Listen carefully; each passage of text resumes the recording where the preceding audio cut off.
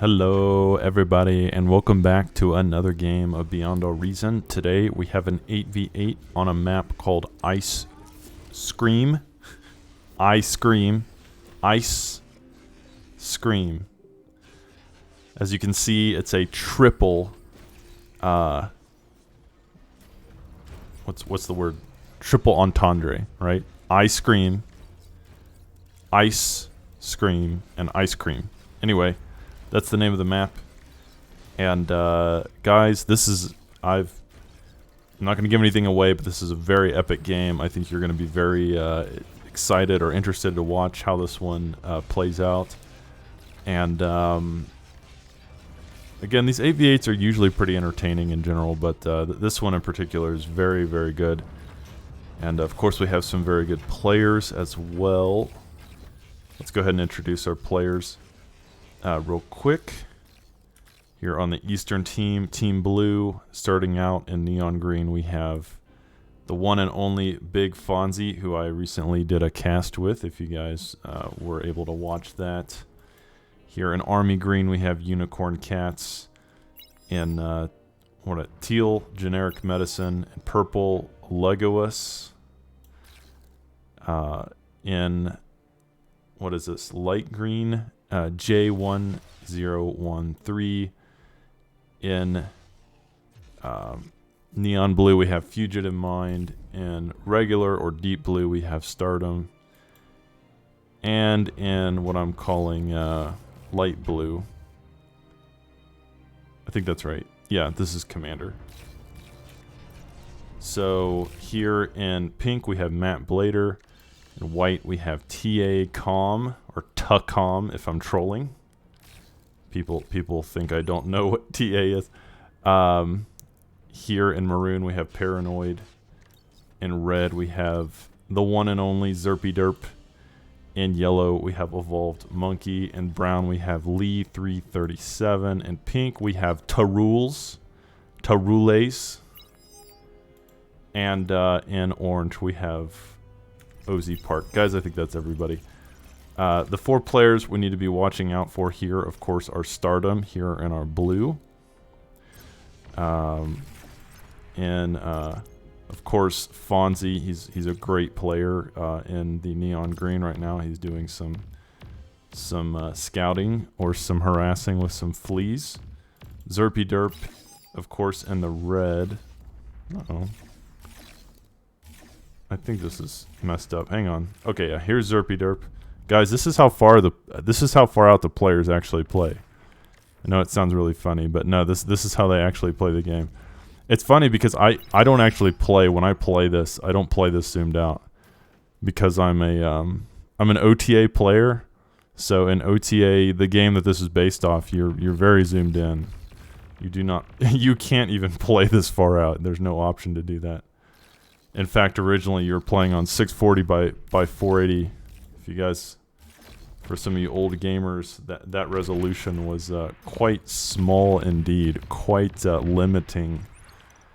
For today's gamers, I think that would be suffocatingly close to the screen. But guys, that's all we had back then. 640 by 480, and if you were really high tech, if you were really modern, then you had 800 by 600. I think Diablo 2, for example, was one of the great games of that time. Oh, here goes Evolved Monkey. He's gonna sacrifice his calm. Guys, that is intentional. As you can see, he will reclaim 2,000 metal for his commander, and he's going straight into T2 Bot Labs. But enough chattering about that. Let's get into the game here. Stardom and Mad Blader here at the front, already building lines of light laser towers. Nothing too out of the ordinary for this stage of the game. But it is always interesting to see which player or team comes out on top of these little engagements. But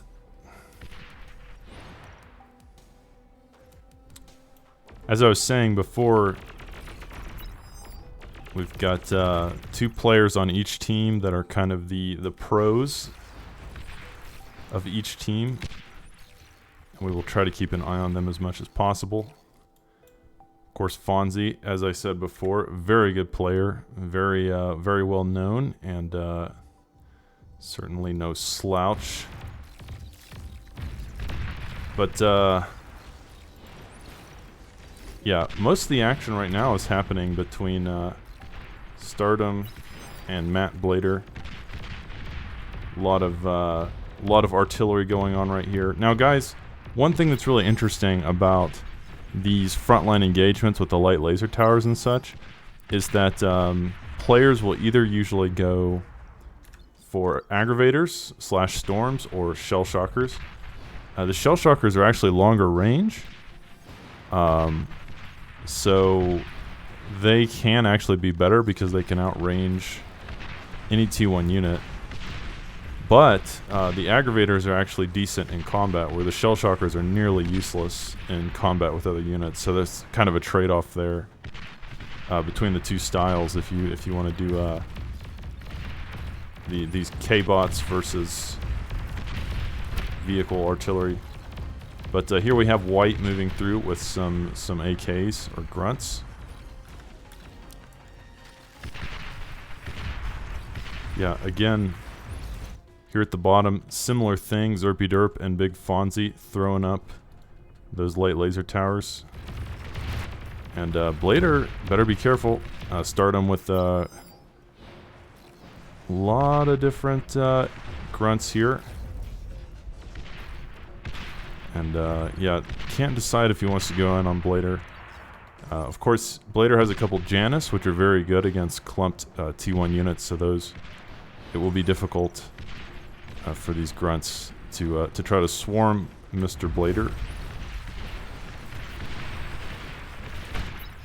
But Stardom doing a great job anyway, continuing to push forward, and of course he has these grave robbers that are just resurrecting everything on the field. So Blader slowly being pushed back by Stardom. Stardom really doing a 2v1 here, both against TA-COM and Matt Blader. And of course, Commander down here helping as well, kind of. I mean, right now he's just sitting back. He doesn't really have anything that can contribute except these grunts, which he will now send in. And the question is, can he get a commander with this? Is he even trying to get a commander with this? I don't really know. It seems like what he's trying to do actually is bypass the battle altogether. Maybe go for some eco.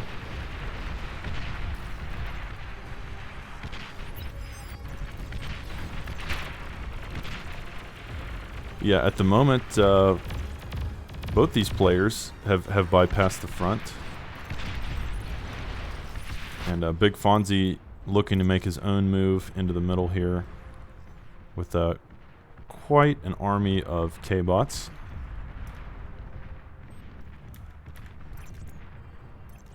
So we'll have to see how that plays out. But guys, right now, just a lot of trading of blows at the front. If this is a boxing match, then both teams landing some good punches.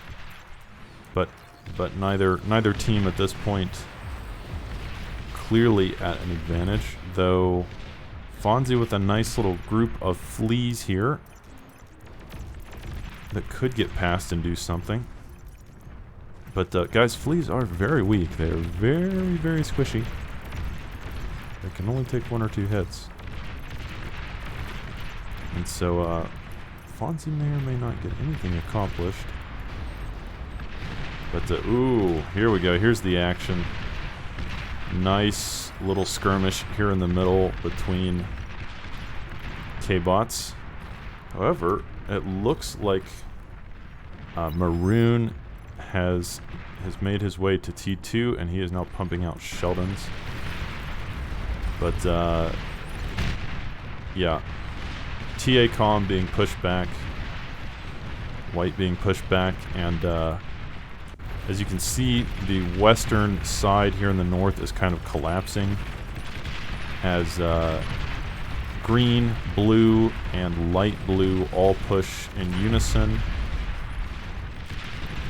And light green as well helping. Now, Mr. Lee here has some defenses here on the ridge. He's got heavy laser tower.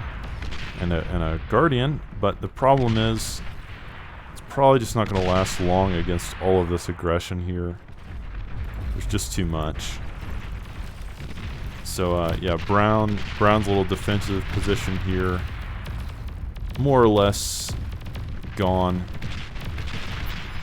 It's been destroyed, and all of those resources will go down the drain. And yeah, the Western team at this point kind of being forced to force back onto their side of the map, and Team Blue is making some headway.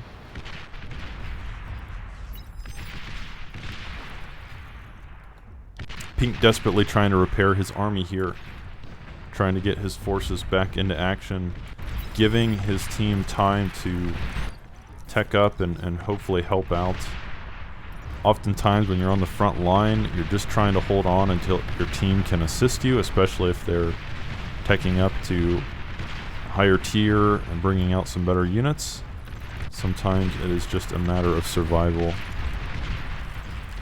But this is pretty bad as light green here now pushing down into Zerpyderp's base.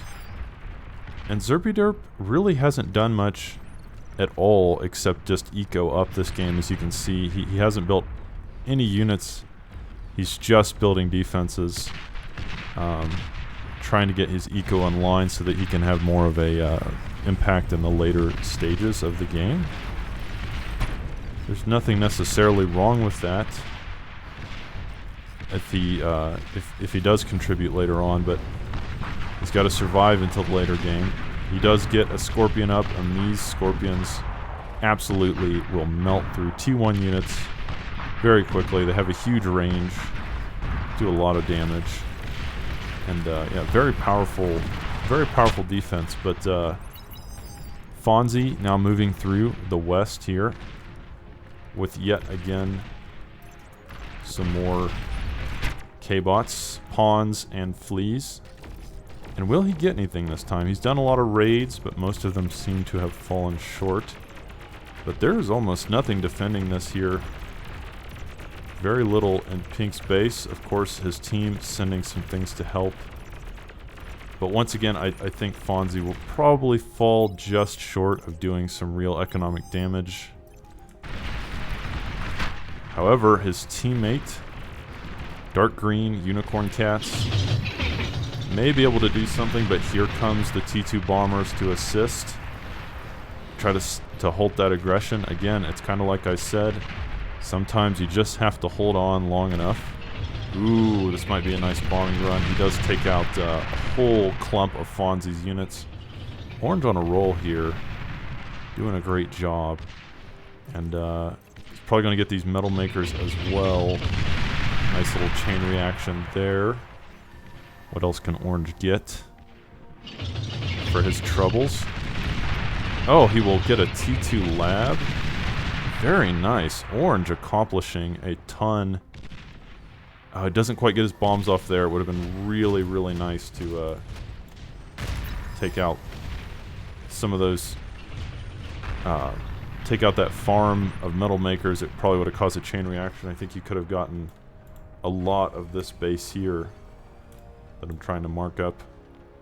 So just shy of taking out a lot of generic medicine space, but either way, a very nice bombing run overall. But in the meantime, here in the north, that aggression, that pressure continuing to be put on white, on Mr. Takom. Taco Mom. So Taco Mom running up the hill, trying to get away from this aggression of light blue Mr. Commander. Yeah, Taco Mom got to be really careful here. He's in big trouble. But Zerpyderp finally contributing to the game.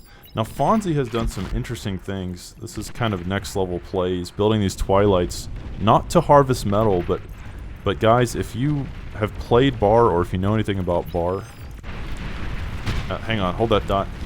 Takom, Taco Mom goes down. Finally, the Eastern team breaks through and takes him out. And now it feels as though there is nothing stopping the Eastern team from just rolling in to Neon Pink's base and just obliterating anything and everything that they can get their greedy paws on. But at the same time, Fonzie also in trouble, not even attempting to run or B-gun. He will also go down.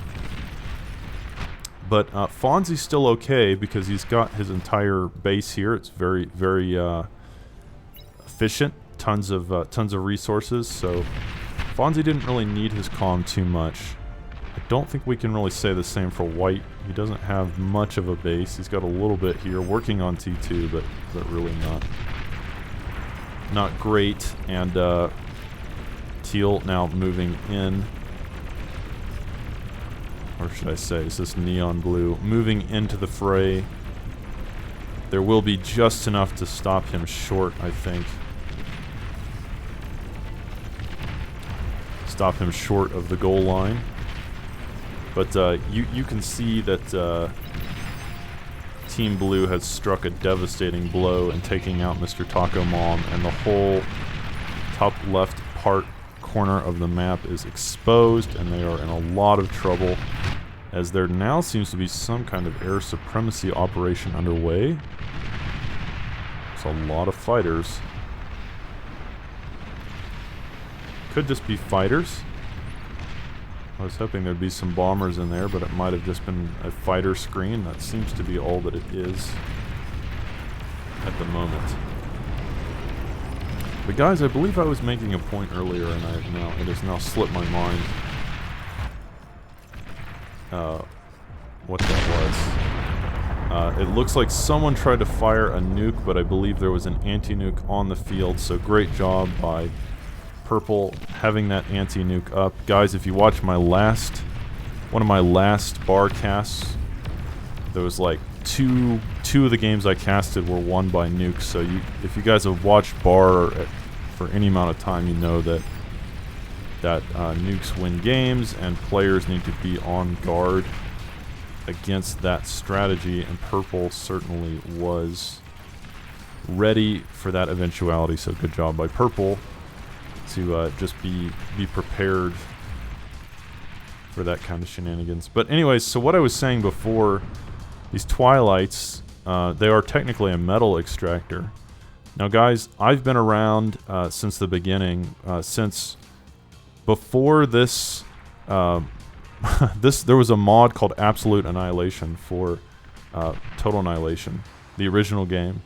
Absolute Annihilation was ported to the Spring client and eventually became Balanced Annihilation after the owner, Cater, kind of quit developing. We don't know what happened to Cater. He disappeared. He's probably in a hole somewhere.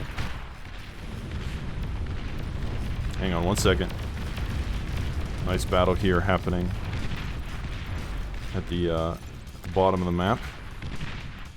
But the Twilight is named after one of the players back in the 2000 era. It was just a group of guys. It was just a group of guys playing this OTA mod called Absolute Annihilation, which was based on a mod called Uberhack. And one of the players, really, of our group was called Twilight. And Twilight came up with the idea for these stealthy, cloakable metal extractors for ARM that when they die have an AoE EMP effect. So they're cloaked, but also they can explode and do an EMP. So that was actually named after one of the players in our group that we played with back in like the mid 2000s, the first decade of the 21st century. Now Twilight went on to make his own mod for OTA, and it is called TA Twilight. So there is actually an OTA mod still being developed called Twilight. That player is a developer now. So a little bit of TA history. You can Google TA Twilight and you will see that the mod is still around. There's a Discord. The funny thing is that Twilight does not play this game. He doesn't play Spring. He never really has. He is old school. He is stuck with OTA. But enough rambling. Nice little battle here at the top as well. Tons of action happening. on both sides, but the Eastern team will be able to hold that off. And guys, let's check out the player bases. I do want to mention this Cerberus. It's been up for a little bit, but these Cerberuses are very nasty indeed. And putting that pressure on Commander, I thank you. Oh man, Commander has to be so careful. A couple more shots could simply kill him. I don't think he's paying attention. Oh my god. What was he doing? Commander was, he was AFK, not paying attention, and that Cerberus will take out his commander and most of that base there. So very sick by Xerpe to get that, that Cerberus up. You can see just how devastating it is. But I have to say, oh, here we go. Some kind of air supremacy operation happening by purple here. But all I see are fighters. I don't see any bombers. I'm not sure what this is. There are a lot of fighters. But maybe just some scouting. I think maybe purple just doing some scouting of the enemy base, trying to figure out what's going on back here. What kind of targets there are. Maybe trying to find where the anti-nukes are. Things of that nature. So I really wanted there to be bombers there, but you can't always get what you want.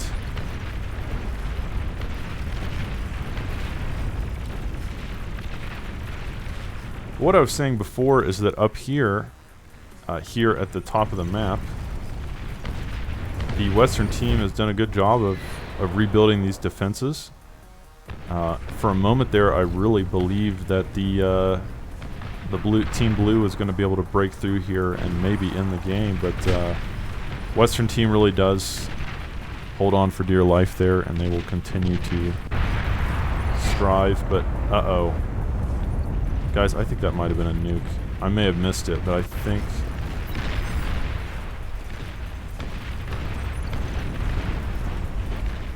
it could have been a nuke or a tactical nuke. Either way, this player has been completely eliminated from the game. Well-placed missile of some kind will take him out. And right now, purple is pinging like absolute crazy. I couldn't tell you why. I don't know what he's pinging. But we will try to watch out here. Now this is, guys, now this is interesting. So the enemy team knows that Fonzie has created this wall of twilights, and they're sending lots of little ticks into the battle here to try to kill all these twilights, deactivate all these almost like landmines, so that they can actually do a push to the south. So Fonzie being very annoying. Guys, twilights don't cost that much. They're pretty inexpensive, especially in this stage of the game, and you can see how much trouble they're causing for the Western team. There's this cheap metal extractor, very effective, very hard to deal with. So Fonzie with the next level strats here, very, very well played. But guys, I do apologize for not really seeing what killed that base there. Like I said, it looked like a nuke, but I don't see any nukes. Let me get to the player bases here real quick. Here's Teal's base. Light green, neon blue, dark green. Fonzie's base. I don't see any nukes. I don't know what ended up doing that. There may be tactical nukes. I'm sure we'll figure it out eventually.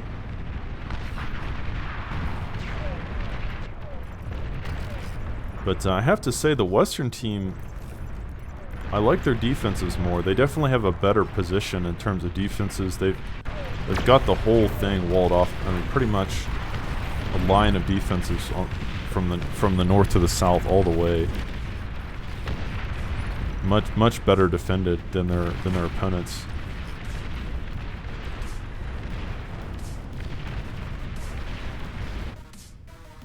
But as expected, Xerpe Derp absolutely killing it with the resources. Huge income, I'm sure. Actually, we could check. Yeah, up here, Zerpy Derp making... Well, it's fluctuating, but it looks like at about around 130 per second. But so far, nothing too crazy on either team. Just a lot of eco. A lot of eco on both sides.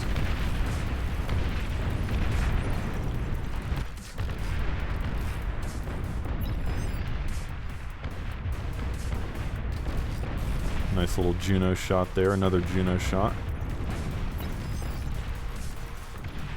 Take out all the radars and another nuke. Yeah, someone's got a nuke. I just can't find it. But yeah, someone back here definitely has a nuke. I'm just not... Here it is. This is the nuke. So purple has taken out this kind of base and this base with that nuke so far. And guys, I mentioned this earlier that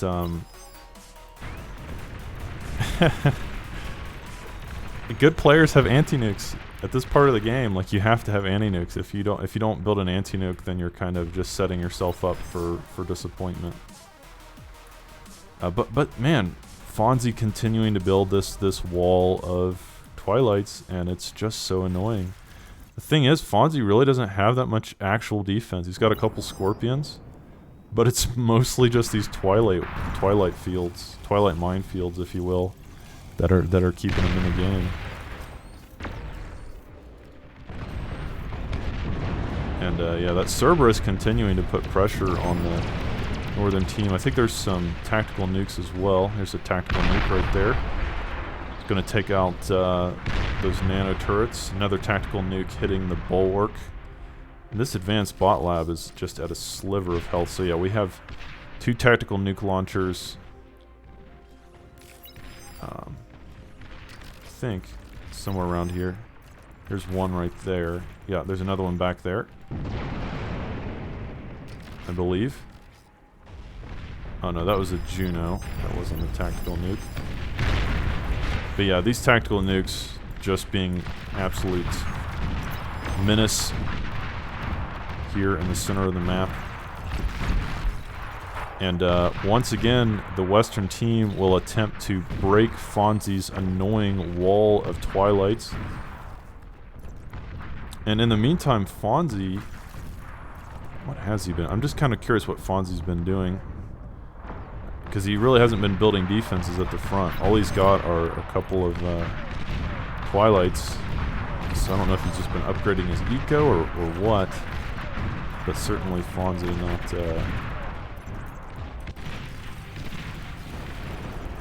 not investing too much in defense. Definitely investing in something else. I almost thought he would be going T3. He's got a ton of constructors. Look at all these constructors. It is Sim City here. It looks a little bit like a building game. If you guys didn't know any better, if this was the first time you'd ever seen this game, you'd think it was just some like building sim on Steam, you know, one of these crappy Factorio clones. If that's all you had seen was Fonzie's base. Oh, but Unicorn Cats. Oh no, that's a decoy. Okay, that's a decoy commander. I thought that was his commander, but no, it's just a decoy. And Fonzie bringing his units in here to try to maybe halt the aggression, but it's not going to last too long. But here in the top, Mr. Fugitive Mind moving in with some Shivas. Guys, I've mentioned this before. I feel like the Shiva is the perfect T3 unit. I just love it. I just feel like it does kind of everything. Of course, they can get swarmed, and holy cow, right now it is getting swarmed. As Orange just absolutely surrounding these monsters with pawns. It is a Ponzi scheme here in the middle as these Shivas are getting absolutely surrounded by just Peely spam galore.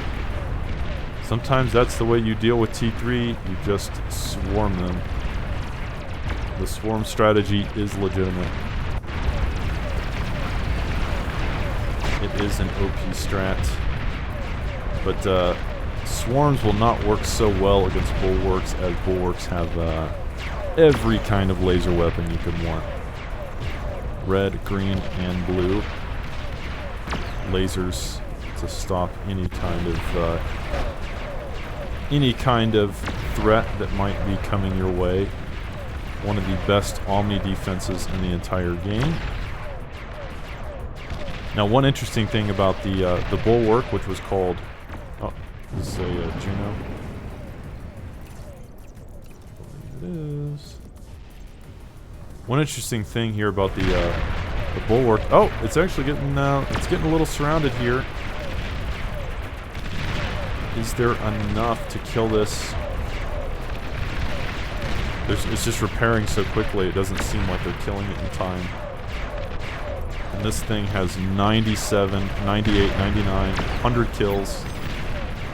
Red says he's tac nuking this again. The tactical nuke should be enough to finish it off. It's only got 28% health. But do they have an anti-nuke? It looks like they might have had an anti-nuke to stop that tactical nuke, because if it was going to be here, it would have taken it out. This bulwark just holding the line. Finally, it will go down. That was absolutely incredible. Great. that was such a great investment, but they do finally take it out. And another Juno shot here.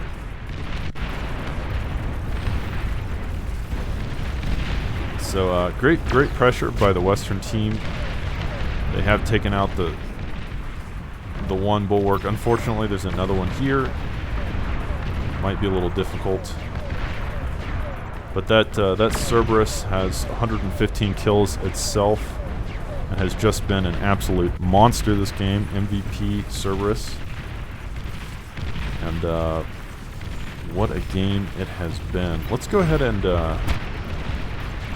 okay, they're building another bulwark here at the front. Not a bad idea if they can get it up in time, but can they get it up in time? That's the question. There is a lot of action here, a lot of bullets kind of being thrown either way. A lot of shells just hitting indiscriminately all over the ground. Guys, I did watch All Quiet on the Western Front recently on Netflix, and that is based on the book. Here in the U.S., many of us had to read that book, All Quiet on the Western Front, in high school. It was required reading, and it is about World War I trench warfare between the Germans and the French, and it is a very harrowing and dark, dystopian look at the war. But guys, I would not recommend watching the movie with your family. It is one of the hardest movies I've ever watched. Very gritty and dark. So yeah, if you're gonna watch All Quiet on the Western Front, make sure that you prepare yourself. Another nuke hitting the top of the map, showing more defenses. But Orange here with some nice vanguards. And the Western team continuing to put pressure. They're not going to allow that bulwark to be built there. But both teams seem to be at kind of a stalemate here, as neither team really having the gumption to break through. Neither team really having the meat, the muscle required to break through the trenches. If we're going for a World War I theme, it's trench warfare, and neither side really has the firepower or the will to break through at this very moment. So that is quite unfortunate. Yellow's got to be careful. These Shivas hit in an AoE. Oh, it's so beautiful to watch. Yellow deciding, no. Thinking better of that. But yeah, this really is a nice little stalemate here in the middle. Both teams struggling to get through, and Fonzie's still playing SimCity back at his base. Playing this shitty Factorio clone. Purple, since he built that nuke, hasn't been doing much, just building eco.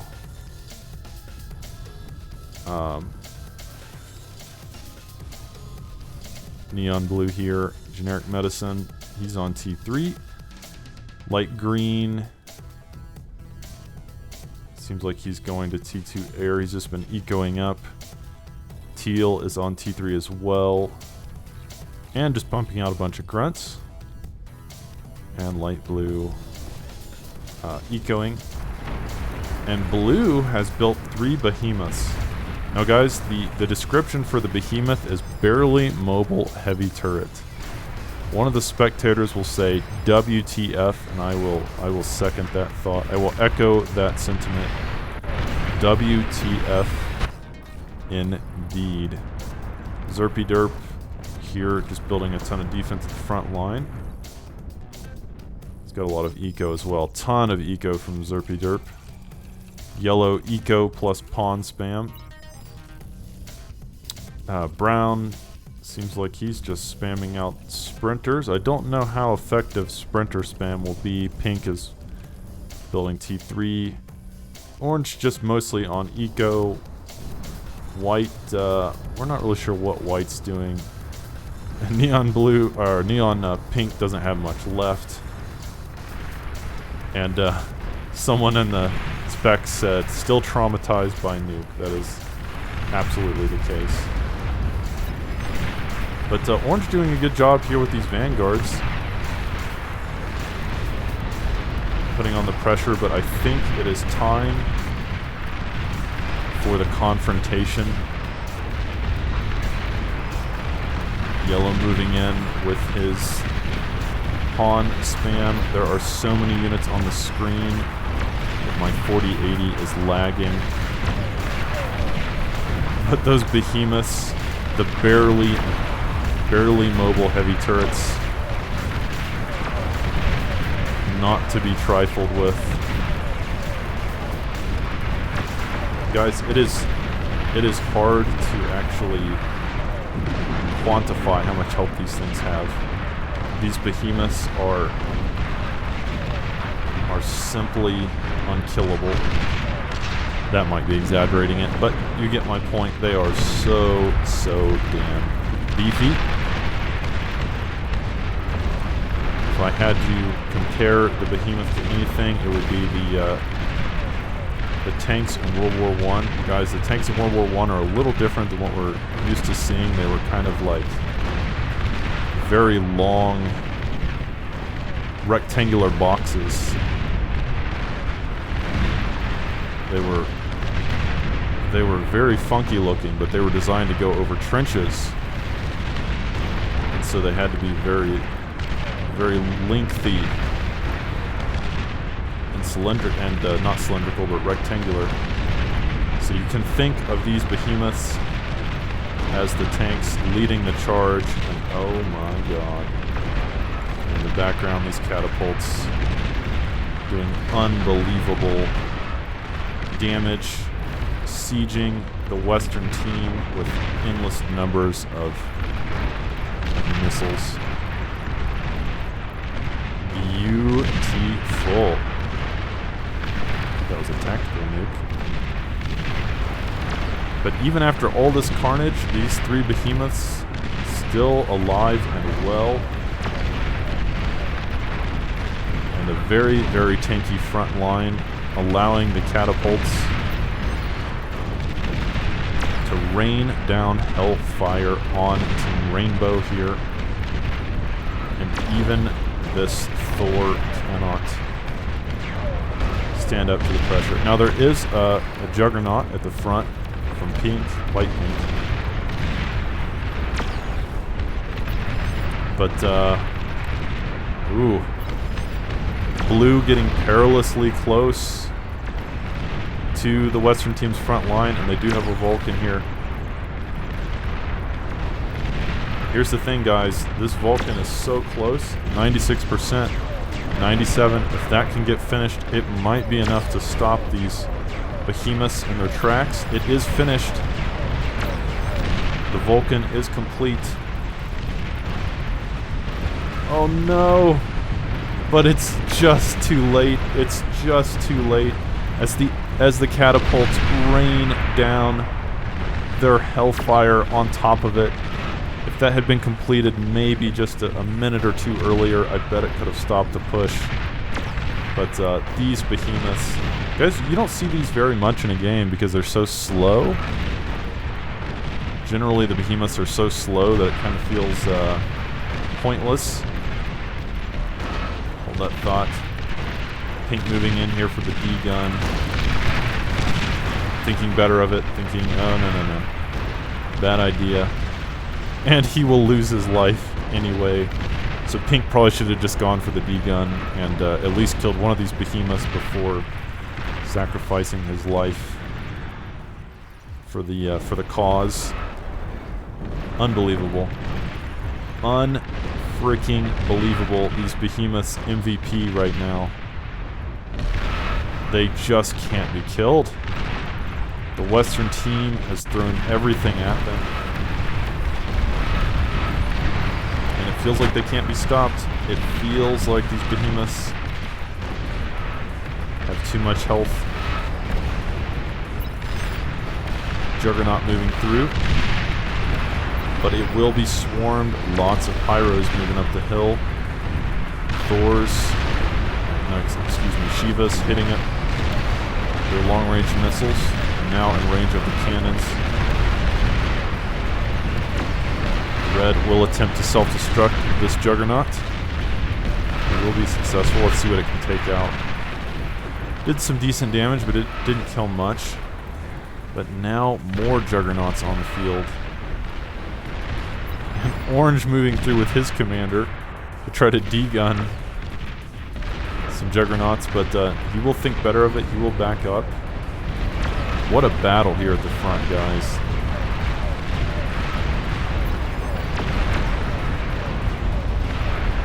But now it looks like there is a calamity Purple has built on the eastern side.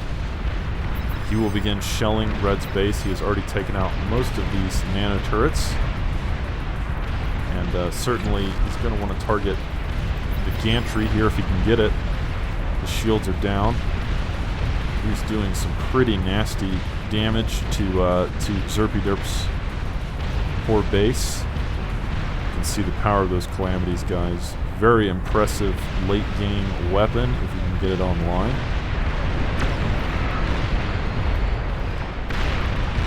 And Yellow continuing the spam strats, but guys, I don't know how well the spam strats are going to work against Avalanches and Shivas. Kind of a nice wombo combo against T1 units. It will simply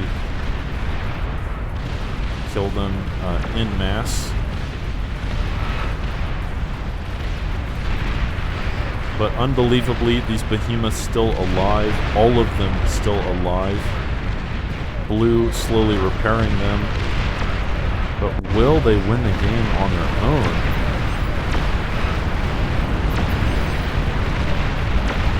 Sound too loud. Let's turn it down a little bit. Red moving through with another Juggernaut. But it is getting absolutely swarmed here. So many T1 units. And some T2 units as well.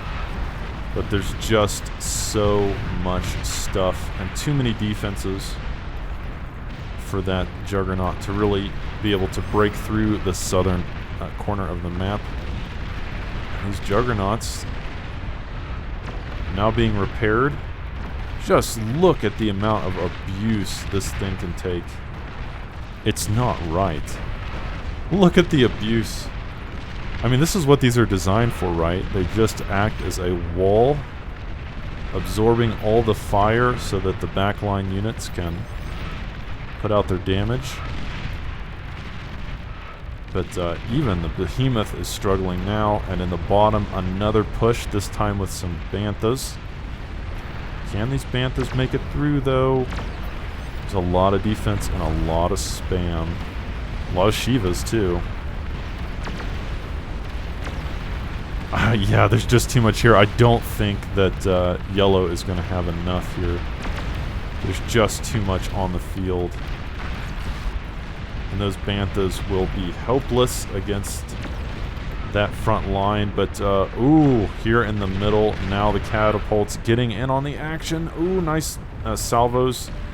Orange going in for the D-gun yet again. Can he get it? He's so close. He's in D-gun range. Okay, Orange will take out that Juggernaut and die for the trouble. And the Catapults continuing to put on that long-range pressure. Oh my goodness, hang on, hang on. This one has 63 kills, this one has 66. 117 kills on this bad boy. 99 kills and 112. Altogether, those have like, what, like 500 kills? Just insane, and you can see it's such a great combo for these this Behemoths in the front and the Catapults in the back. A really nice group of units. But here in the top, Stardom with 3 Juggernauts. And does the Western team know this? Are they reacting? I don't know. It seems like they have everything in the mid trying to stop the Behemoth Catapult push. Maybe they're not even watching the top. Stardom has just been dominating this game. He is absolutely carrying his team on his shoulders, keeping everyone busy in the middle with Juggernauts and Catapults, and then in the top bringing through 3 Krogoths. And guys, I don't know if there's anything to stop these. I don't know if Team Rainbow has anything to stop these. A chain reaction of fusions will ignite and explode Bright Pink's entire base. Oh my god, these 3 Juggernauts walking practically uncontested through the northwest corner of the map. Oh my dear god. This is just very bad, and Light Pink desperately attempting to react, but it just won't be in time. Blue is already in the meat and potatoes. He's already in the pudding.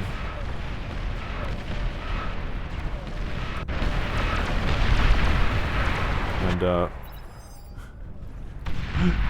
yeah, it looks like the Western team just gonna kind of give up on their own. I think they've decided that they've had enough. Blue was walking in with some nasty, nasty Juggernauts, and guys, that will be the game. It was really good, though. I hope you guys enjoyed that one. Guys, I do have an announcement to make. I'm almost at 1,000 subscribers. At 1,000 subscribers, I want to have a really big event. Something really special planned. So what I'm going to do is keep your eyes out for a video. I appreciate everyone watching and supporting my stream, and we will have some more content for you soon. And yeah, guys, have a wonderful weekend.